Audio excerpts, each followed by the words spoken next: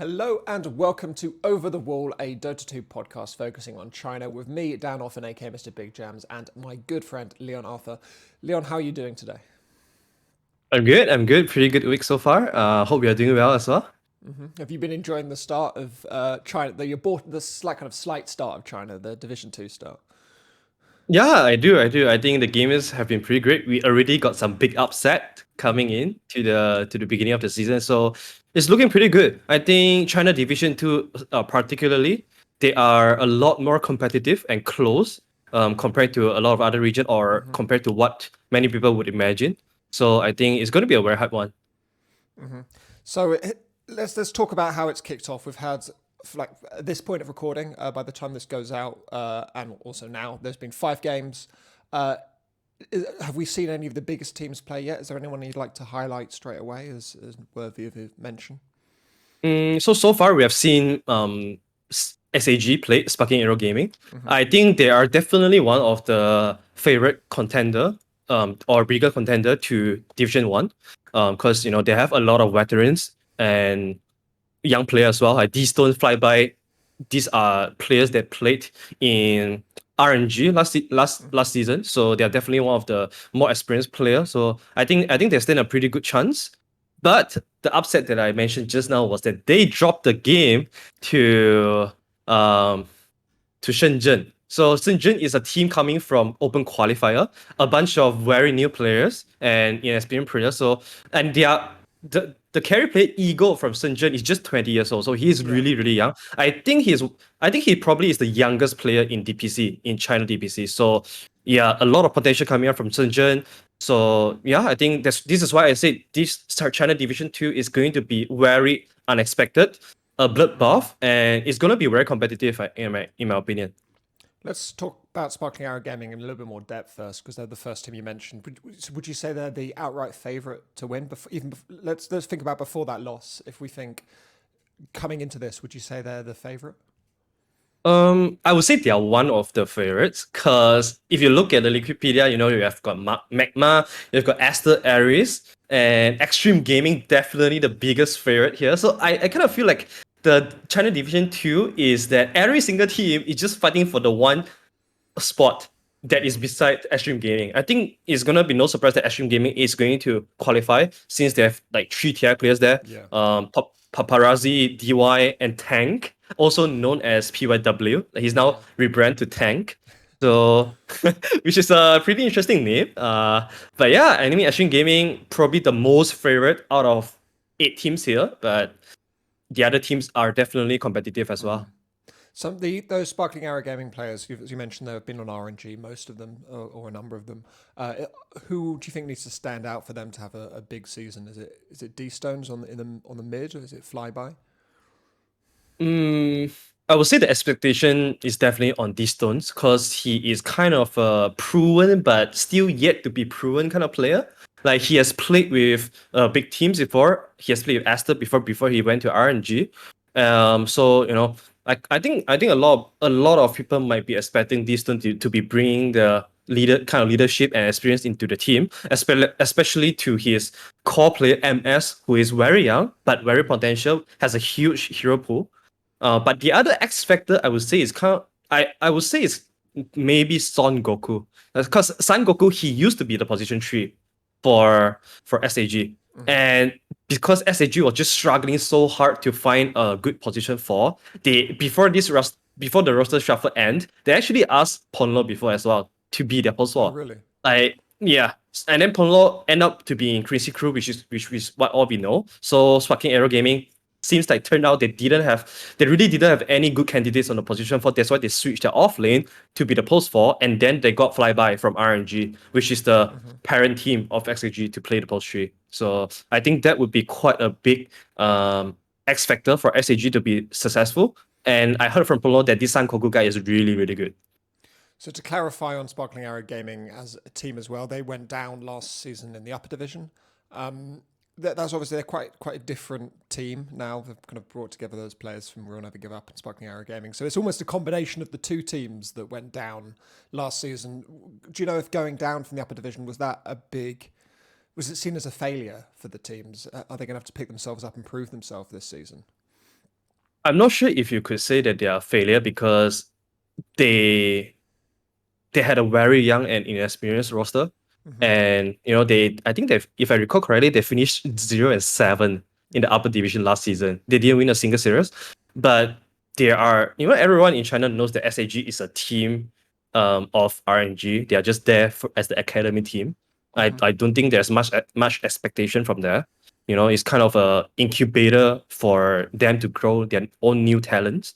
So I don't know if that would be a big failure in their eyes, but definitely if this season, if SAG don't make it back to upper division, I think that might be a disappointment for them. Okay, let's roll on to that team you mentioned as our favourites to win, Team Extreme Gaming. Obviously, some big names in there. Paparazzi, PYW, and DY are the ones that stand out. We'll talk about them in a second. Let's talk about the two that are less known, which is SRF and J. People might not. I mean, they've played with big teams, both of these players, but some people might not be entirely aware of them. Talk me through their history and how they come into this team. So Jay, he played in a lot of academy team before he get picked up by Asta to try out in the team. And then he looked pretty decent there in Asta, but eventually I think Asta wanted bigger names. They wanted better tier 1 players as well, and then they brought in Monet. So I think in that case, you're just simply not going to be. He's not comparable to someone like Monet, but he does have experience. That's why he went to SAG after Asta, because they saw their experience, and then SAG is like I said, incubator for RNG. So they took him in. He looked pretty decent, but then now he's going to Extreme Gaming with these big names coming out from upper division and TI teams. So I'm really looking forward to see him perform. But I think he's kind of like an unknown or X factor in the team for sure, compared to the other players. And as for SRF, he has been around for quite a long time as a position 3, more like a veteran in the scene already. He has played in Vichy. He has played with, let me see, Vichy Potential before, way back then in 2017. I think that was when he was really picking up a lot of I think attention on him as a good player. That's why after Vichy Gaming Potential, he went to IGV, he went to IG eventually, and then Royal never give up. And then back to Royal. So Royal, if anyone doesn't familiar with this, they are basically SAG. All right. Okay. So they are the academy team for RNG as well. Just different names. So he has been through this academy team and main team quite a bit, swap around, and then now he's finally in a team that is finally able to play with some good players. So I'm quite looking forward to seeing him play as well. He was also the former teammate of PYW and DY. So it kind of explained why they came together, probably because they have the bond together before. So talking through these big players that they're now playing with, which is PYW, XY, and Paparazzi, those are big name players. They're TI players. They all performed well, I think, at the TI. This might seem to an outside observer as quite a big step down from them, stepping into a Division 2 roster, that contains two players who are somewhat established, but not necessarily huge names. Is it seen as a step down for them, or do you think this is just kind of another step to getting back into the fastest way to get back into tier 1 with a new roster? It kind of feels like they prioritize more on who can they play with, more than playing for which team that is big, that has bigger names. So for POW and DY, definitely very happy to see them sticking together. And Paparazzi's coming together with them, it feels like they want to create what they had together with Vichy Gaming, which is the bond that led them to minor champion, major champion.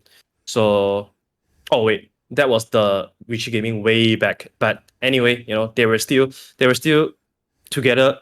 That had quite some successful time together and a strong bond as well. So yeah, and especially having 3 major this year, I think that is one way for them to tell themselves, okay, we're just gonna take this first season to get back into our good shape, and then we fight for the season 2 and season 3, which I think could be a good decision as well, especially Paparazzi moving back to mid from the carry role. I think he's gonna be this warm-up period is going to be very beneficial for him. Can we expect that we've not seen this team play yet? They're playing on Sunday for anyone who wants to tune in. How can we expect them to play? Is it going to be very like Vici, that's kind of somewhat patient, that very team fight orientated play, or is it going to be something different? Do you think? I'm not too sure, because like for China, I feel like you can always expect a lot of team fight, strong lanes, very methodical way kind of playing. But Paparazzi so far he has been owning in EU pubs before he came back to China. He has been playing a lot of QoP, OD, this kind of very explosive hero, a very individualistic and explosive and also skill dependent kind of hero. So I assume him to be playing the same kind of thing, a lot of playmaker, a lot of resource taking hero. So I would say the Paparazzi would probably be the carry-ish kind of mid player. And then Jay probably would be the fighting kind of carry, so that they find a way to fully utilize Paparazzi for him to really, shine himself. So yeah, I guess for now that is kind of what I guess would be happening in their game. Okay, let's move on then to Asta Aries, which is one of the other big squads here, which is Yulu, White Album, a name that's Chinese characters that I can't pronounce. They're offlaner. How should people call him? So the Chinese name is pronounced as Sheng Si. So Sheng Si means life or death. Direct translation is it means life or death. Yeah. So he is quite a popular player in China actually. No, given that he is in lower division, but he's still quite a popular player. If I recall correctly, 10K plus as well. So definitely a uprising player that Asta Aries has found for themselves. That's why they are keeping him, and that's why they are intended to grow him more by pairing him with kind of established player coming from the upper division who are White Album and Red Panda. So I think this team is quite promising as well. And I'm looking forward to seeing Red Panda be the captain of this team, because to me, Red Panda is kind of like a very uprising stock, I would say, in some way, because he reminds me of Fatal a lot from Tundra, because he used to play this Brewmaster position 5, Faces Web position 5, and he's the master of mini position 5 heroes as well. The Undying, the Augur. So in Elephant, he didn't really get the chance to prove himself because he's playing under such big pressure alongside so many big names. And now when he's back to leading a bunch of young squad, I think he's going to be super hungry to prove himself, and I'm really looking forward to that. Same as White Album as well. I was going to ask, you basically preempted my question now. I was going to ask about him and Elephant, because for him, the time he spent with Elephant, that first kind of run of the team, it felt like he was effectively the scapegoat for how that team first failed. And we've spoken earlier episodes about what happened to Elephant at TI and what kind of went on after Red Panther left. Looking back at his time with Elephant, with what happened after him, do you think it's fair that he was that scapegoat, or do you think there's a lot more to come and he can really prove himself as a captain this season? I feel like the situation in Elephant was just too hard, right? Like someone has to be the one bearing the responsibility. It's not gonna be the full superstar. So it's easy for them to put that on Red Panda, especially he was on loan from RNG. So from RNG. So yeah, I mean, swapping him with Super, which is really reasonable in a sense as well, because Super is a veteran, experienced guy. He was a coach as well, which is currently coaching RNG.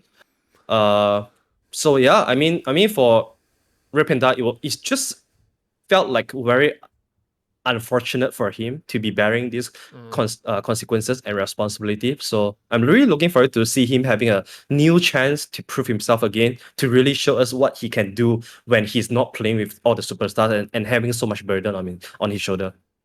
The other player I want to call out from this team is White Album, who's stepped down from the Team Asta main roster into the Asta Aries roster, replaced by Ori in the main roster. I thought he did pretty well at TI. Was there a sense, was he blamed for the team not doing very well and therefore has been dropped down, or is it something else going on?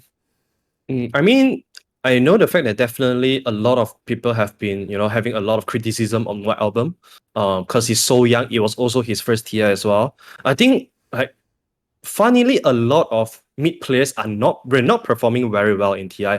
You look at Ori from Vichy Gaming. You look at, I think maybe it's the only Somnus is the only one that really performed well in TI from the Chinese teams.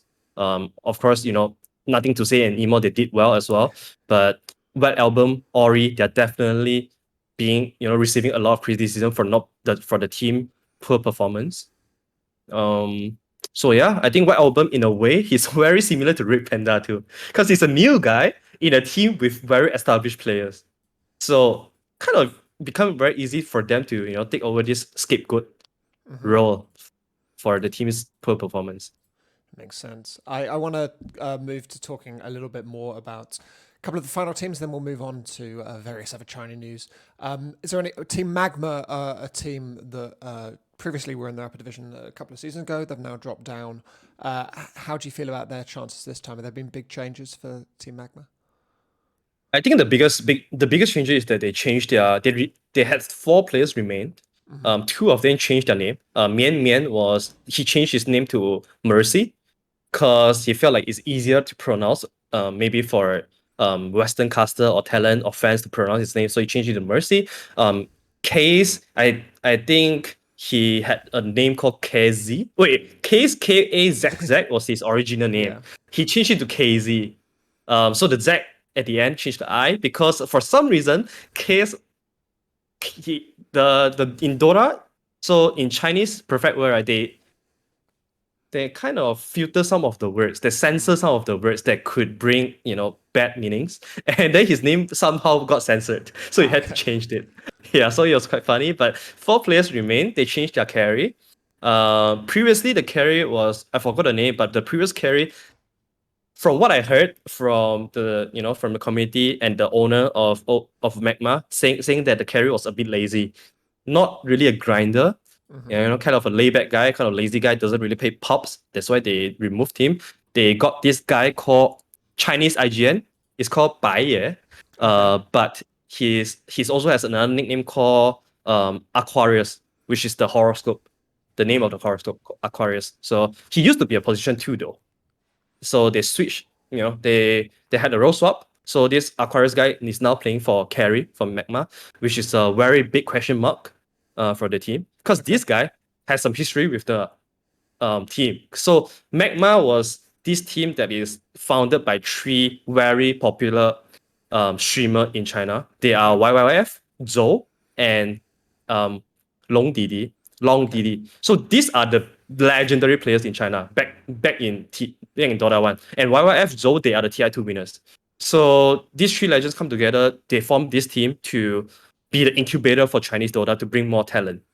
And then they had this open qualifier or open trial that they stream online to pick players. And this Aquarius guy was one of the favorites of Zhou.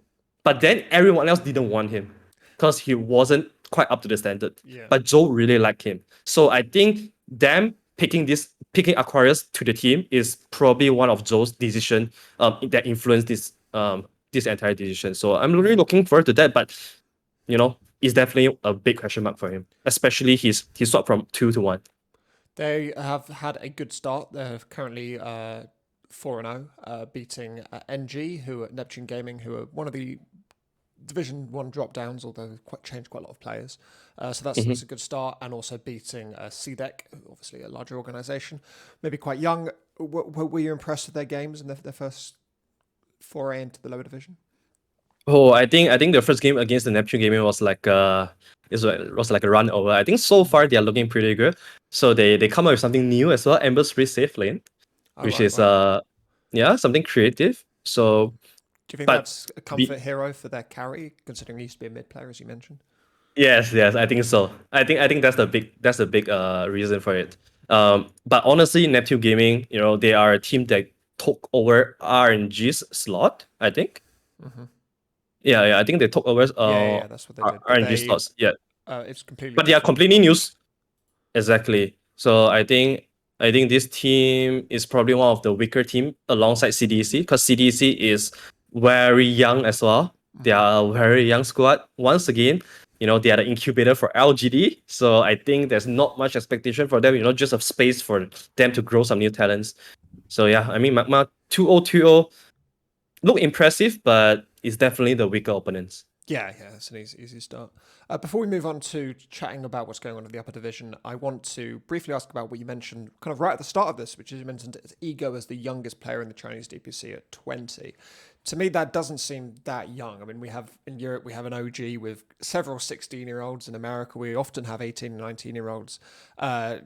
TI saw some teenage squads from both Eastern Europe and also South America. Is there a case now that the Chinese scene is kind of maturing? Is there a lack of younger players? Is it difficult for them to break in? I think a lack of young blood is definitely one of the reasons. That is why 20 years old big kid is actually the youngest one. Yeah, I think that's definitely one of the reasons. I'm not too sure, to be honest, because China, they have a huge population, so it's kind of weird to say that they are lacking of young talent. I guess it's just, not many young talents have the opportunity to get scouted and, enter the scene. Yeah. Do they perhaps even need a Division 3 where kind of teenagers can play and then grow there? Is there because it seems to me if there's no teenagers at all in the DPC, there's no chances being taken on younger players. There's no room because there's so many of these good kind of 20, 21-year-old players who take precedence. Is there any way that the younger players can break in, or is it just very difficult? I don't know, man. I feel like recently there has been, some voices, some discussions saying that maybe we need a Division 3, especially for a region that has a lot of, a strong and huge player base. For example, Southeast Asia. I truly believe that Southeast Asia deserve a Division 3, by the way. So I think China is definitely close to that stage as well, given the population, the number of population there. But if there was a Division 3, could you fill it with teenagers at the moment? Are there enough high MMR teenagers? Or because I guess my question is there just a blockage, or are there just no high MMR teenagers here? Honestly, I'm not too sure about this question. Yeah. I don't observe too much on their non or pre-competitive kind of that stage, so I don't know too much. Yeah. Fair enough. Okay, let's move on then to the upper division, which has not yet started. That's going to be starting in a couple of weeks. Are teams and players still stuck in Europe? What's been going on there? I think most players are already back. So from what I've heard, Paparazzi is already back. I think FY and the squad are back as well. White Album is also back, but he will be in quarantine. That's why Asta Aries, they will be playing with a substitution called Phoenix. Okay. Yeah, during the quarantine period for White Album. So as far as I know, I don't think anyone is still stuck there. I think most that I've heard is already coming back and they are in quarantine. Are people now just kind of boot camping, getting ready for the start of the season, or is it kind of a relaxation time almost? Definitely starting the grind already. I've been seeing X Nova in private lobby every single day, so I'm pretty sure that they are already back in the grind. Yeah. So and also like Chinese team, they take this very, very seriously, and especially for upper division, there's still 1 full month for them to prepare, and I would say this is definitely the time for them to go full force and full steam mode for them to prepare for this. Yeah, because it's a especially LGD after LGD lose the TI, just narrowly losing. I think this is gonna give a lot of motivation for every Chinese team to get to a better form. Yeah. I will probably start previewing these teams kind of maybe the next episode of this will be a little bit closer to the start of the season. But from your knowledge of how the teams are doing already in terms of, do you have any idea of how teams are beginning to form and look in early scrims, kind of the new teams? Obviously, PSG LGD are the same. They're always going to look pretty good. Are there any early kind of front runners in terms of squad strength at this point?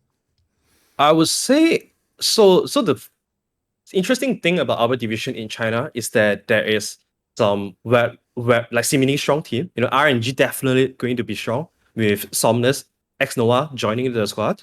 But at the meanwhile, they are also kind of a question mark too, because they have 2 very young players that are still yet to prove themselves, which are God King and also Felix.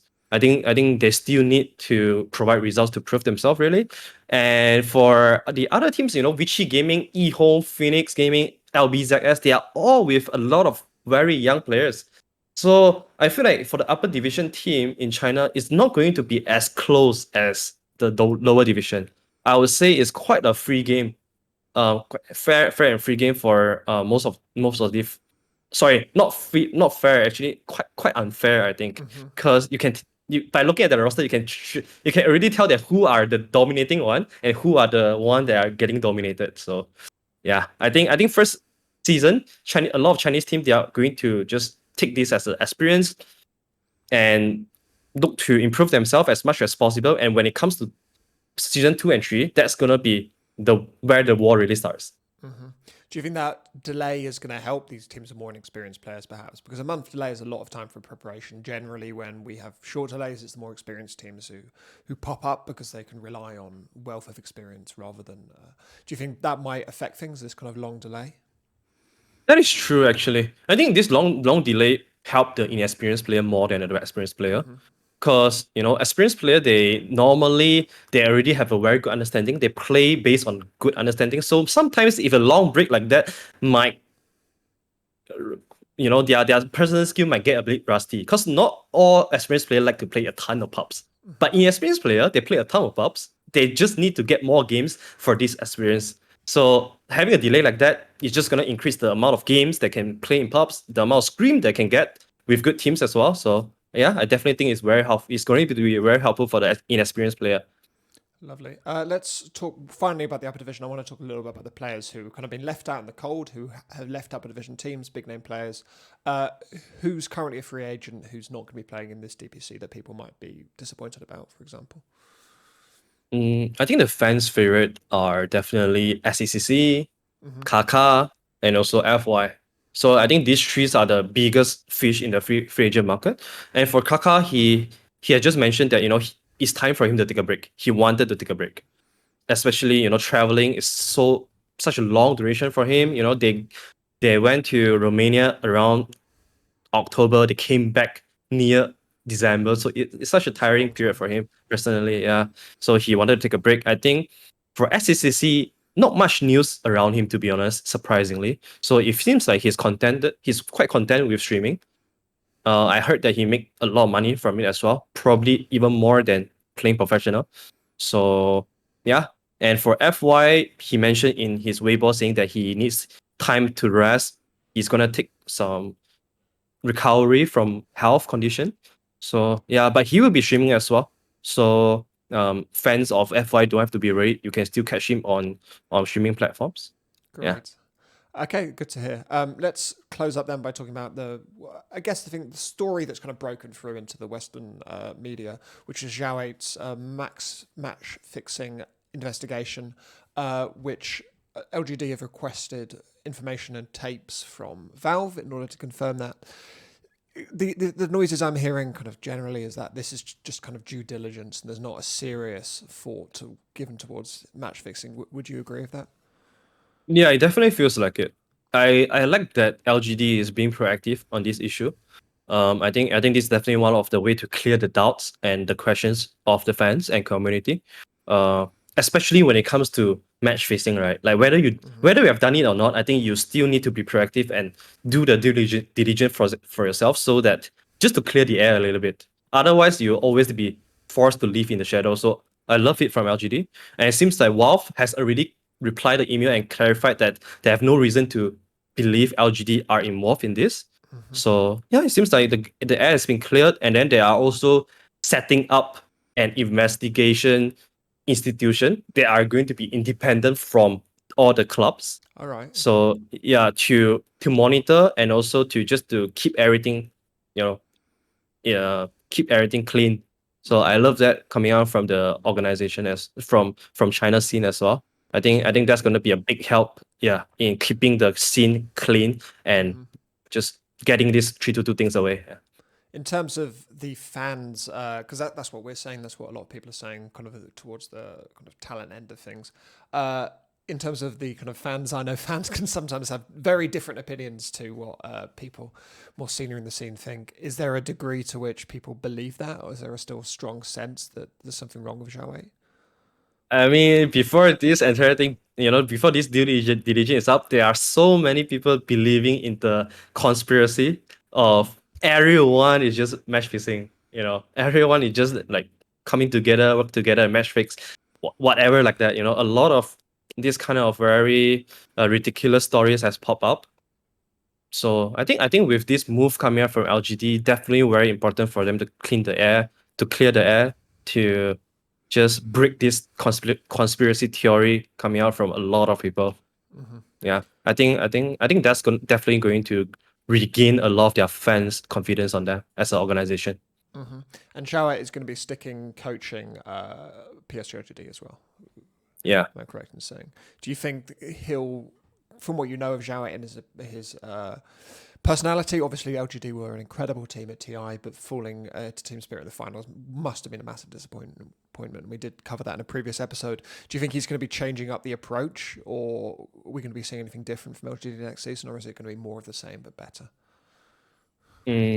Dota wise, I think they will definitely be still up there. I don't know how much this whole incident is gonna hit them though, because I feel like for a team at their caliber, I think skill wise, knowledge wise, probably not the thing they need to worry about. I would say mental health is maybe the bigger issue for them to attack, or bigger angle for them to look into. So I wonder how much this thing will affect all of the players. And Xiao was also suspended for a month, I think, by the organization to do this investigation. Oh, wow. So that's gonna probably be a month without Xiao for the team. So yeah, That's a I big, think like, if you're Zhao, I don't know Zhao very well as a person, so I guess I don't know how well I don't know if you know him personally at all. But I guess my question is, if you're got this kind of furore of match fixing around you and lots of people asking questions, you're suspended for a month, even if you know it's all nonsense, that must have a huge effect on you as a person, as a coach, as someone who's has confidence in themselves. Do you think that could have an effect on how, or do you think he's a strong enough person to be able to kind of cloud away and not pay attention to any of it? well, I mean Xiao has been in the scene for so long. He live and breathe Dota. And in China, this kind of stress is probably very common for a player like him. He has been going through for this so many years. So I think this might be big, but he has his team to back him up. LGD as an organization is really supportive of Xiao as well. And I think his strong personality is going to help him endure this entire situation and keep moving on. I think if anything, this probably it could be an incident that just get the entire LGD roster even more bonded with each other or stronger in terms of spirits. Yeah. Okay, well, hopefully that will be the case. Okay, I think we can leave it there. We've covered everything pretty exhaustively. Thank you so much for joining me this week, LeonArthur. Is there anything you'd like to close up with or say to close up? Nothing much. I think DPC has finally started, and I think China Division 1 and 2 are going to be super exciting to watch. So, anyone that want to watch some Chinese Dota, this is going to be the year that you want to step in and look closely, because we have a lot of talented players and experienced players. They are fighting for maybe their one last chance at TI. So yeah, tune in. We've had 6 games already. If anyone wants to watch a quick highlight of a game, is there any game you'd recommend they check out for China this week? I would say definitely look out for Magma. And then look out for YBB as well. So YBB is a new team coming out from Open Qualifier, but they are the second team of Extreme Gaming. Okay. Yeah, so probably another team that could be a dark horse as well. And maybe their players would be potential too. So yeah. Great. Okay, lots to check out then already. Thanks so much for joining me. You can follow me on Twitter, as always, as at Daniel Offen. That's Daniel and then OWFEN. And follow LeonArthur at LeonArthur Dota. We'll be back in a fortnight or 2 weeks for people who don't know what the word fortnight means. And we will see you then. But thanks so much for listening.